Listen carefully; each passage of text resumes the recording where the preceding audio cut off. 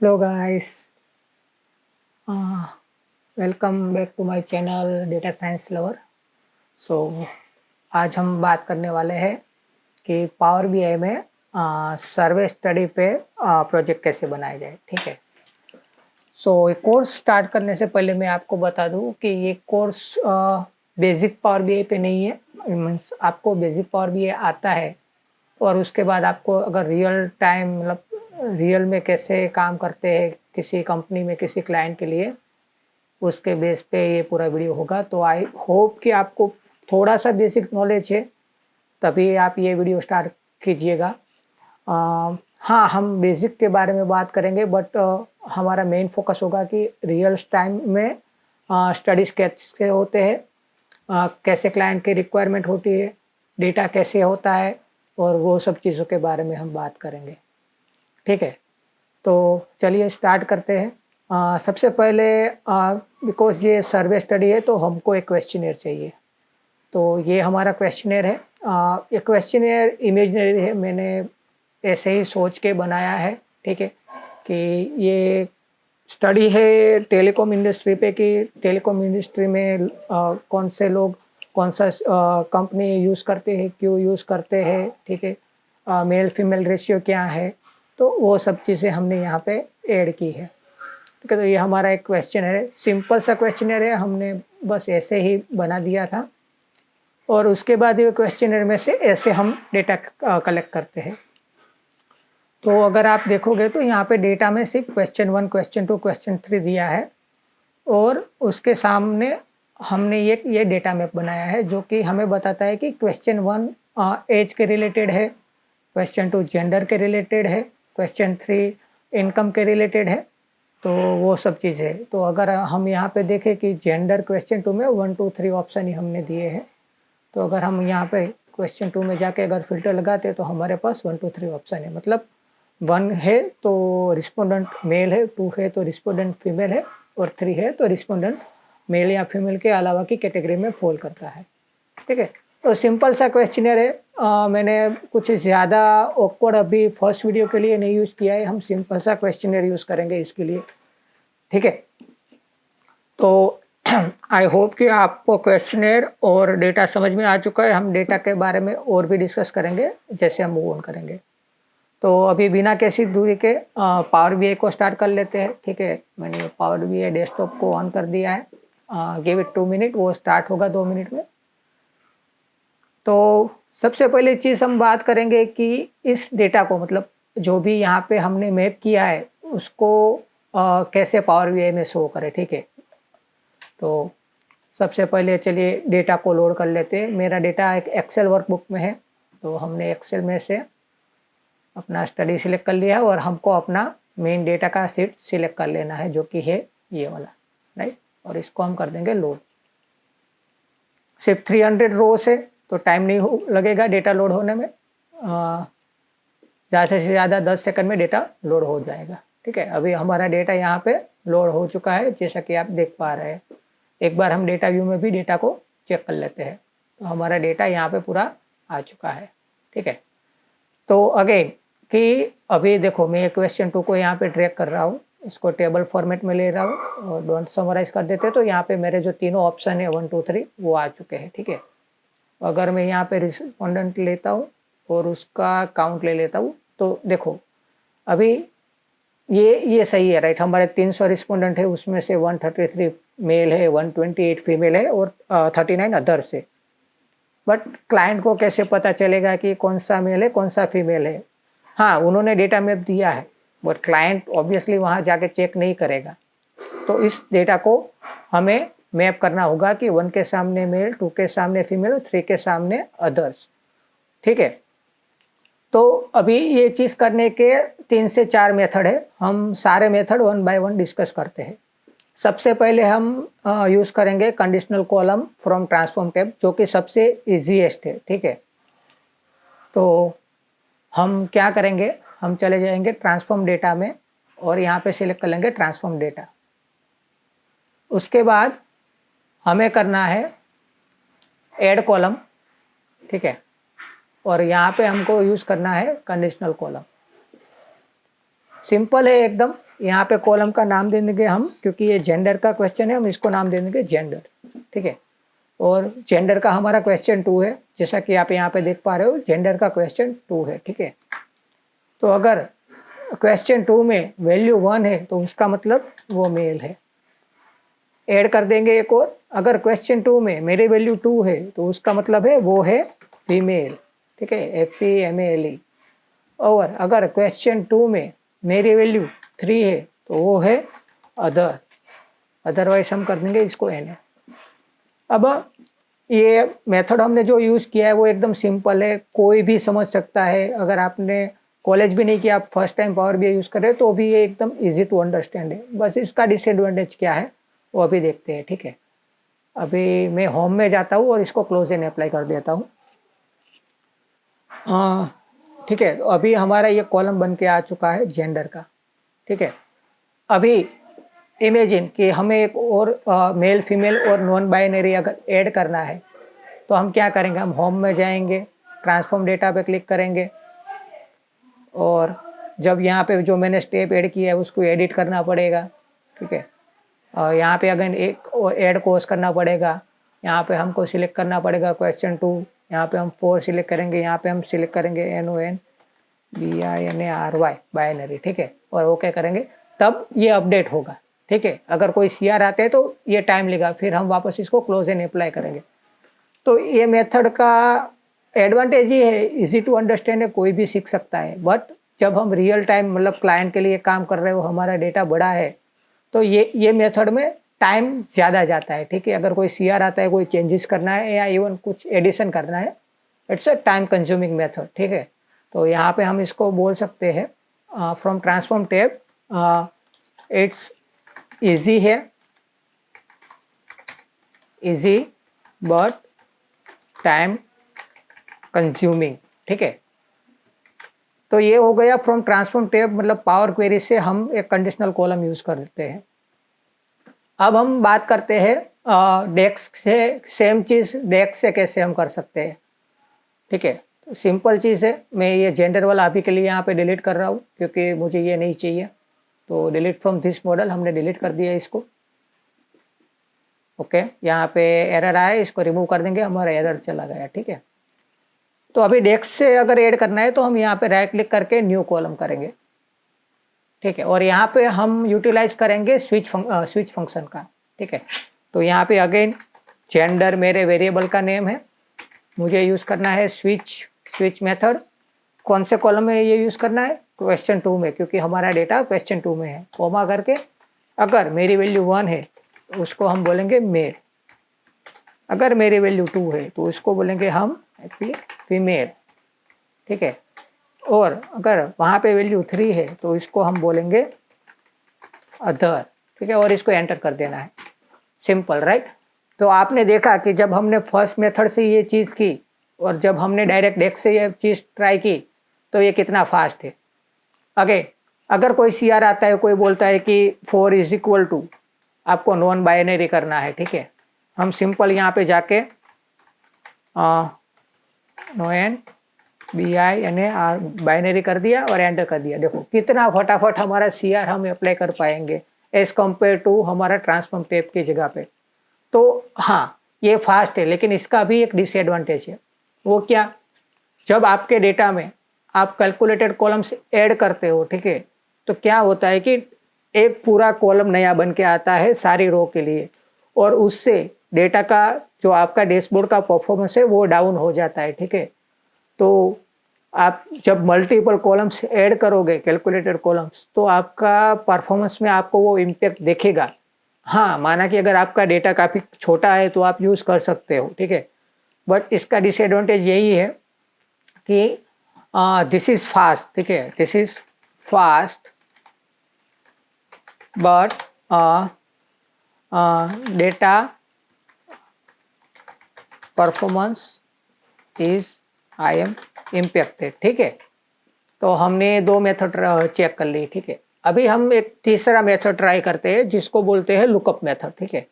तो lookup method में क्या होता है कि हम अपने जितने भी डेटा मैप है उसका ये ऐसे लुकअप टेबल बना लेते हैं एक एक्सेल शीट में, यहाँ कोई भी मतलब CSV में हम अपने ऐसे लुकअप बना लेते हैं। तो अगर मैंने जेंडर का यहाँ पे लास्ट पे बनाया, मैं आपको दिखा रहा हूँ।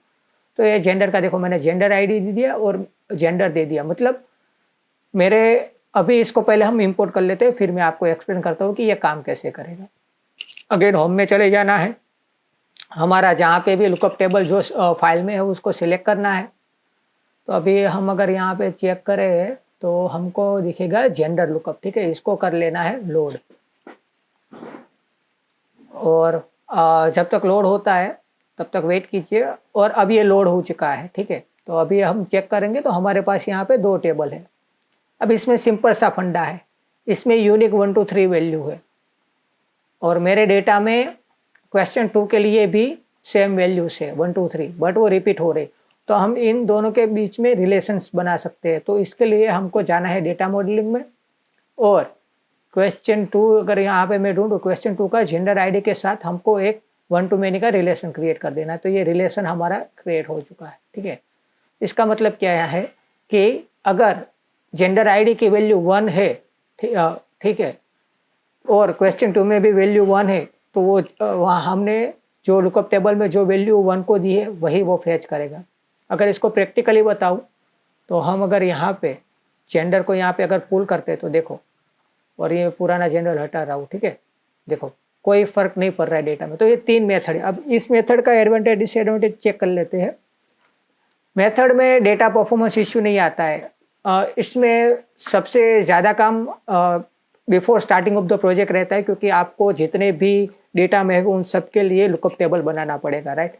जैसा कि आप देख पा रहे हो कि मैंने यहाँ पे ये सारे लुकअप टेबल बना के रखे हैं। तो मुझे स्टार्टिंग के फेज में यहाँ पे काफ़ी सारा काम करना पड़ेगा, बट वंस ये एस्टैब्लिश हो गया, this is the best method, because इससे डेटा का परफॉर्मेंस भी इम्पेक्ट नहीं होता और ये फास्ट भी है। मतलब अगर फ्यूचर में कोई चेंजेस आता है एडवर्टाइजमेंट में, मैं सिर्फ यहाँ पे 6 लिख के वो एडवर्टाइजमेंट ऐड कर दूंगा और डेटा को रिफ्रेश कर दूंगा, तो वो चीज़ मेरी फटाफट से अपडेट हो जाएगी, ठीक है। तो हमने तीनों मेथड यहाँ पे चेक कर लिए हैं। फास्ट है बट कॉम्प्लिकेटेड, कॉम्प्लिकेटेड क्यों है उसकी भी बात कर लेते हैं। एंड हाँ, तो कॉम्प्लिकेटेड ये है क्योंकि जब आप यहाँ पे मल्टीपल टेबल्स आप यहाँ पे लाओगे, ठीक है, तो आपको हर एक के साथ रिलेशंस क्रिएट करने पड़ेंगे और आपको डेटा मॉडलिंग का नॉलेज होना ज़रूरी है। तो अगर आपको डेटा मॉडलिंग का नॉलेज नहीं पता है, क्योंकि यहाँ पे क्या होता है कि अगर हम यहाँ प्रॉपर्टीज में जाए तो यहाँ पे देखो कभी कभार ये सिंगल वे है, हम बोथ वे भी यूज़ करना होता है। तो हमको पता होना चाहिए कि सिंगल कहाँ पे यूज़ करना है, बोथ कहाँ पे यूज़ करना है, ठीक है, मल्टी टू मल्टी करना है, सिंगल टू मल्टी करना है। तो वो सब चीज़ें हमको नॉलेज होना ज़रूरी है। तो यहाँ पे हमने ये टॉपिक की बात कर ली कि डेटा मैप कैसे काम करेगा, राइट, कि जो भी हमारे मैप की वैल्यू है यहाँ पे उसको हम अपने पावर बीआई में रियल एट्रीब्यूट्स के साथ या रियल वेरिएबल के साथ कैसे मैप कर लेंगे। आई होप कि ये चीज़ आपको अभी क्लियर हो चुकी है, ठीक है। तो अभी हम मूव करते हैं नेक्स्ट टॉपिक की तरफ, जो कि है क्रिएटिंग ए मेजर्स, ठीक है। तो इसको मैं पहले सेव कर लेता हूँ सर्विस स्टडी में। तो हम अभी बात करते हैं मेजर्स, क्योंकि अभी देखो अभी सिनेरियो क्या है। अगेन ये टेबल हम फिर से बनाते हैं और मैं आपको बताता हूँ कि सिनेरियो क्या है, ठीक है। यहाँ पे हमने जेंडर ले लिया, ठीक है, यहाँ पे हमने रिस्पोंडेंट ले लिया। तो अभी देखो ये रिस्पोंडेंट यहाँ पे सम आ रहा है। ऑब्वियसली अगर मेरा डेटा मैं चेक करूँगा तो मेरे डेटा में टोटल 300 रिस्पोंडेंट है, ठीक है, बट यहाँ पे आ रहे हैं 45,150, वो गलत है। तो ये चीज़ भी आपको पता होनी चाहिए कि कहाँ पे काउंट यूज़ होगा, कहाँ पे सम यूज़ होगा, कहाँ पे डिस्टिंक्ट काउंट यूज़ होगा। तो ठीक है, अगर मुझे यहाँ पे एक्चुअली यूज़ करना है डिस्टिंक्ट काउंट, ठीक है, क्योंकि हमारा रिक्वायरमेंट ये है, क्लाइंट का रिक्वायरमेंट ये है कि टोटल 300 में से कितने मेल है, कितने रिस्पोंडेंट मेल है, हमको वो जानना है। तो हम यहाँ पे काउंट या डिस्टिंक्ट काउंट का यूज़ करेंगे, ठीक है। बट हमें ये चीज़ अगर परसेंटेज में शो करनी है तो मैं यहाँ पे परसेंटेज कर दूंगा। बट ये चीज़ हमने यहाँ पे डायरेक्टली विजुअलाइजेशन में की है, जो कि गलत चीज़ है। This is not a best practice, ठीक है। हमको इसके लिए मेजर्स क्रिएट करना है। क्यों? क्योंकि फ्यूचर में जब आपको रेफरेंस चाहिए होगा किसी वैल्यू का, मतलब ये वैल्यू का, तो आप यहाँ से उसको यूज़ नहीं कर सकते। अगर आपने अलग से एक मेजर्स बनाया है तो आप उसका यूज़ वहाँ पे कर पाओगे, ठीक है। तो चलिए इसी चीज़ को एक मेजर्स के थ्रू ट्राई करते हैं, ठीक है। यहाँ पे एक मैं मेजर्स बना लेता हूँ, इसको नाम दे देते हैं GEN जेंडर अंडरस्कोर परसेंटेज, ठीक है। और यहाँ पे हम करेंगे कैलकुलेट डिस्टिंक्ट काउंट, ठीक है, ऑफ रिस्पोंडेंट। और इसको अभी के लिए ये पूरा फॉर्मूला नहीं है, लेकिन अभी के लिए ये हाफ फॉर्मूला है, ठीक है। और अभी मैं अगर इसको यहाँ पे लेके आऊँ तो आप देख पा रहे हो कि हमारा नंबर आ रहा है, ठीक है। अभी ये बन गया है मेरा जेंडर परसेंटेज। इसको मैं कोई और फॉर्मूलाज में भी, कोई और मेजर्स में भी इसका रेफरेंस ले सकता हूँ, ठीक है। तो मेन पर्पस मेजर्स क्रिएट करने का ये है, बट हमको डिटेल्स चाहिए परसेंटेज में, और ये डिटेल्स से टोटल नंबर, ठीक है। तो इसको अभी हमें कन्वर्ट करना पड़ेगा कि परसेंटेज में। तो उसका फॉर्मूला सिंपल है, ठीक है।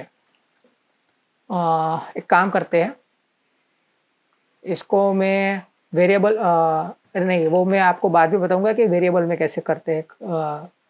तो divided by calculate distinct count of respondent, ठीक है, कॉमा ऑल वैल्यूज ऑफ, हमको चाहिए लुकअप में से जेंडर की, क्योंकि हमने वो वाला यूज़ किया। और अगर मैं यहाँ पे ये यूज़ करता हूँ, ओके,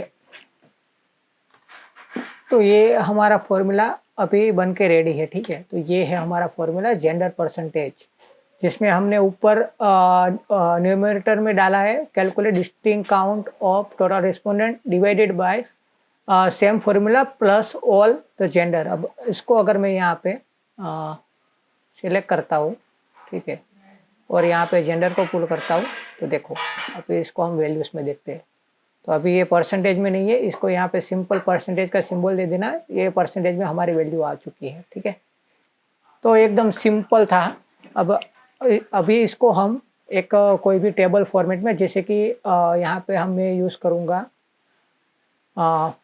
हम बोलते हैं इसको डोनट चार्ट, ठीक है। डोनट चार्ट यूज़ कर लिया, और फॉर्मेटिंग वगैरह हम यहाँ पे डिटेल में नहीं जाएंगे, बट हाँ अगेन अगर आपको फॉर्मेटिंग करना है, ठीक है, तो यहाँ पे ऑप्शन सारे अवेलेबल रहते हैं। तो अगर लीजेंड्स का अगर मैं चेक करूँ, टाइटल जेंडर है, ठीक है, टेक्स्ट मुझे कोई चेंज नहीं करना है। स्लाइसिस में हम कलर का चेंजेस कर सकते हैं अगर करना है तो, ओके, दिस वन। एंड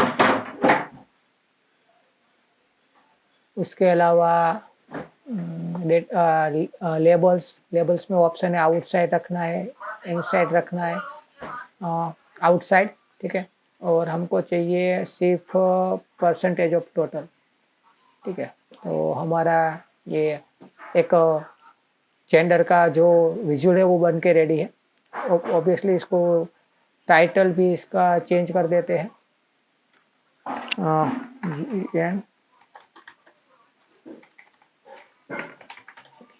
तो ये हमारा एक क्या बोलते हैं कि चार्ट बन के रेडी है, ठीक है।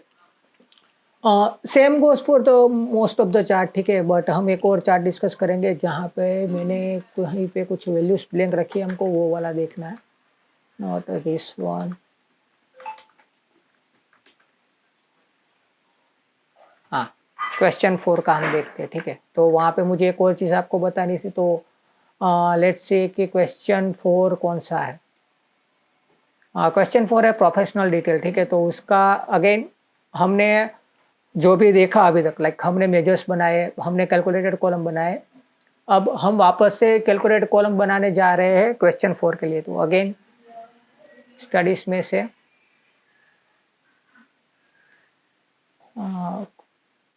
प्रोफेशनल लुकअप, ठीक है, ये वाला टेबल हमको लोड कर लेना है।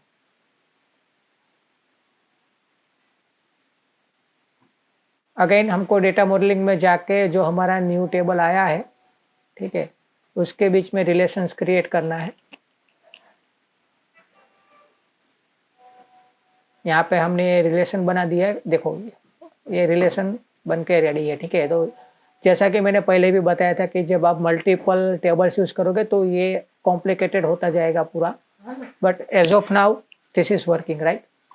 अभी वापस से क्या करना है, प्रोफेशनल डिटेल में अगर मैं यहाँ पे प्रोफेशन को सिलेक्ट करता हूँ तो यहाँ पे मुझे ब्लैंक वैल्यू दिखेगी। ठीक है, अगर मैं यहाँ पे रिस्पोंडेंट ले लेता हूँ तो देखो यहाँ पे मुझे ब्लैंक दिख रही है।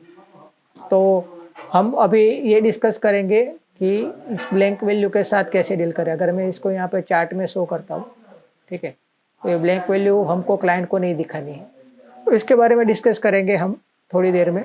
ठीक है, will be right back, I have to go on a little bit break, but हम जल्दी वापस आते हैं।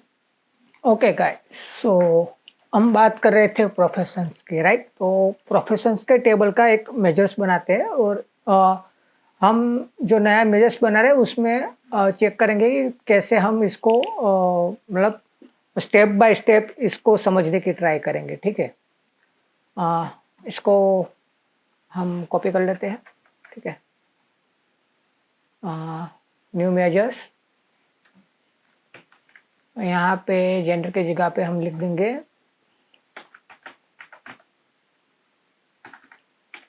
प्रोफेशन अंडरस्कोर परसेंटेज, और यहाँ पे जो मेरा जेंडर का टेबल है उसकी जगह पे मैं यूज करूंगा प्रोफेशन का टेबल और प्रोफेशन।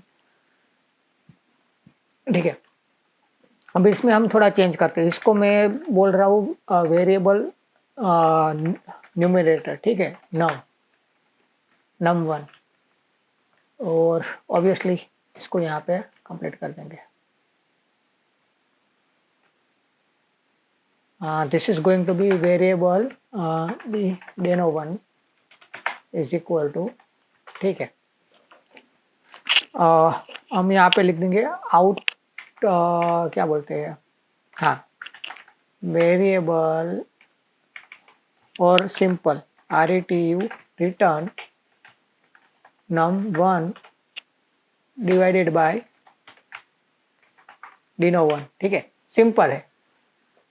तो ये सेम वे में, बट हमने जो अपने वेरिएबल के छोटे छोटे मतलब इसको न्यूमरेटर दे दिया, इसको डिनोमिनेटर, तो कि जब आपका प्रोजेक्ट हैंडओवर हो रहा है, ठीक है, आपके अलावा कोई और एसोसिएट आ रहा है वर्क करने के लिए सेम प्रोजेक्ट पे, तो उसको पता चल रहा है कि हर कैलकुलेशन किस हिसाब से हो रहा है, और तो ये सिंपलर हो जाता है पर्सन को अंडरस्टैंड करने में। ठीक है, इसको मैंने अगर यहाँ पे पुल करके अगर मैं यहाँ पे प्रोफेशन लेता हूँ तो यहाँ पे हमने ब्लैंक वैल्यू भी हमारे डेटा में यूज़ की है, राइट। तो उसको भी हम कैसे हैंडल करते हैं वो चेक करेंगे, बट सिंस अभी भी परसेंटेज में नहीं है, इसको परसेंटेज में कन्वर्ट कर देते हैं। ठीक है, तो हमारा डेटा आ चुका है परसेंटेज में। अगेन यहाँ पे जाके मैं सिर्फ डेटा लेबल ऑन कर देता हूँ, तो इस तरह से हमारी वैल्यू आ चुकी है। अभी रीजन बीइंग कि इसको डिफरेंट करने का क्या रीजन था, तो अगर मैं यहाँ पे सिर्फ num1 लिखता हूँ, ठीक है, num1, मैं डायरेक्ट num1 की मेरा न्यूमरेटर के वैल्यू भी मैं यहाँ पे ले सकता हूँ, इसलिए इसको परसेंटेज निकालना पड़ेगा और जनरल करना पड़ेगा। लेट्स से इसको यहाँ पे ले लेते हैं, इसको यहाँ पे ले लेते हैं और चार्ट को कर देते हैं अभी के लिए टेबुलर फॉर्म में। ठीक है, तो ये देखो, ये डायरेक्टली अगर कोई आपको बोले कि परसेंटेज की जगह पे नंबर चाहिए तो सिंपल, मुझे पूरा नया फॉर्मूला नहीं लिखना पड़ेगा, मैं यहाँ पे सिर्फ न्यूमरेटर का वैल्यू ले लूँगा तो मुझे नंबर में मिल जाएगा। अगर मैं deno1 कर दूंगा तो सारी वैल्यू हो जाएगी हमारी जो मेन है 300, राइट, तो सबकी वैल्यू हो जाएगी। name1 is not valuable, okay, मैंने डेमो ले लिया डिनो की जगह पे, तो देखो सबकी 300 हो चुकी है जो कि मेरा डिनोमिनेटर है। अगर मुझे सिर्फ परसेंटेज की जगह पे नंबर में चाहिए, मैं num1 यूज़ कर लूँगा, और अगर मेरे को परसेंटेज में चाहिए तो सिंपल है num1 डिवाइडेड बाय deno1, तो ये मेरा परसेंटेज में वैल्यू आ चुका है। What's going on over here, okay, इसको बंद करके फिर से इसको लेके, ये पावर बीआई में कभी कभार होता है तो डोंट वरी, इसको परसेंटेज में क्योंकि मैंने कन्वर्ट नहीं किया है, बोल नंबर रखा है, तो इसलिए एरर आ रही थी। तो हमारी वैल्यूज आ चुकी है। ठीक है, अभी आप यहाँ पे चेक करोगे एक ब्लैंक वैल्यू है। ठीक है, एक ब्लैंक वैल्यू है यहाँ पे। एक और काम कर सकते हैं, ये जो है वैल्यू उसको भी हम variable result is equal to control X control V और आर रिटर्न रिजल्ट, ये कर सकते हैं। ठीक है, तो सेम चीज़ है। ठीक है, बट अभी मेरे जो भी मुझे परसेंटेज भी मेरा एक वेरिएबल में सेव हो चुका है, तो मेरा न्यूमरेटर डिनोमिनेटर और मेरा मेन आउटपुट आ चुका है। ठीक है, अब रीज़न क्या है इन सब चीज़ को वेरिएबल में डालने का? एक तो ये इजी टू अंडरस्टैंड है और अभी ऐसा सिनेरियो नहीं है, लेकिन कभी कभार हमारा कैलकुलेशन में अगर वैल्यू 0 या ब्लैंक आती है तो वो चीज़ को भी हम हैंडल कर पाए, उसकी वजह से ये हम करते हैं। ठीक है, तो अगेन रिटर्न हम बोलते हैं रिटर्न इफ इज ब्लैंक। ठीक है, अगर वैल्यू ब्लैंक है तो उसको दे दो रिजल्ट, अदरवाइज उसको वो वैल्यू कर दो 0, अदरवाइज वो वैल्यू आएगी रिजल्ट। तो इस तरह से हम अपने डेटा जो है मतलब अभी के लिए हमारे पास ऐसा कोई डेटा नहीं जहाँ पे रिजल्ट में मतलब इस परसेंटेज के लिए वैल्यू ब्लैंक या 0 आ रही। बट अगर ऐसा होता, जो यहाँ पे कैलकुलेशन में ऐसा होता कि यहाँ पे भी ब्लैंक वैल्यू होती 1% की जगह पे, तो वो ऑटोमेटिकली उसको डिस्कार्ड कर देता। सेंस हमारा ये ब्लैंक हमारा आ रहा है वेरिएबल से, तो उसको हम सिंपली यहाँ जाके प्रोफेशन में जाके हम यहाँ पे ब्लैंक वाले रोज को इग्नोर करवा सकते हैं। ठीक है, तो ये हमारा टेबल बन सकता है। अब यहाँ से मैं डायरेक्ट इसको एक बार चार्ट में ले लेता हूँ और इसका फॉर्मेटिंग कर देता हूँ। ठीक है, तो इस तरह से हम लोग हैंडल करते हैं मोस्टली क्या बोलते हैं सर्वे स्टडी को। अभी मैं आपको थोड़ा पूरा एक क्लीन डैशबोर्ड बना के हम आगे की चीज़ें डिस्कस करेंगे।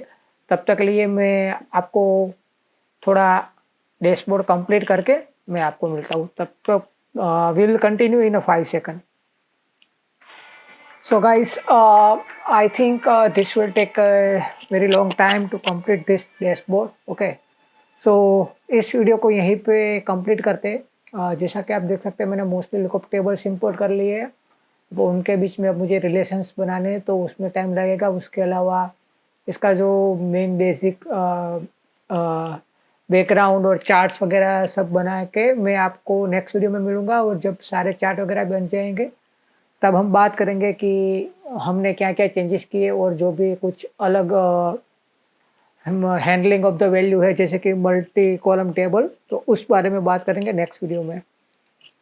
Thank you. एंड अगर आपको लगता है कि मुझे कुछ वीडियो में चेंजेस करने की ज़रूरत है, प्लीज़ कमेंट में बताइए।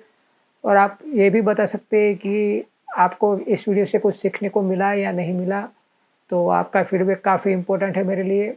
मेरा एम है कि ज़्यादा से ज़्यादा लोग पावर बीआई को जाने और सीखे, तो मेरा मेन एम यही है।